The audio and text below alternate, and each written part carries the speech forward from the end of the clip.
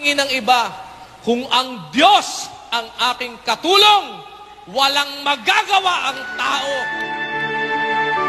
Laya tayo sa kasalanan. Pinalaya tayo ng anak. Ang ganda-ganda. May tumubo sa atin sa kasalanan natin. Ang sarap ng pakiramdam. May pampalubag loob tayo ang ating Panginoong Hesukristo. Ano pa hahanapin natin? Wala na eh. Wala na.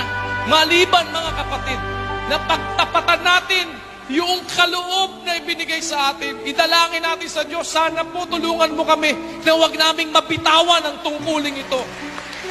Sana dito kami mamatay. Sana makapanatili kami dito sa kaloob na ibinigay mo sa amin hanggang sa huling sandali ng aming mga buhay. Idalangin natin sa Diyos yun. Kasi ano pa ba naman ang hihingi natin, mga kapatid? Alam nyo, kanina sinasabi ni kapatid na Elito, sa puso ko nag-uumapaw yung tuwa. Sabi ko, napakaswerte natin. Ang sanlibutan susulitin sa kanilang kasalanan. Alam natin, ang dami nating sablay. Ang dami nating mali. Most of the time, kulang tayo. Most of the time, no matter how hard we try, sabi tayo, parang pagluhod mo, Panginoon,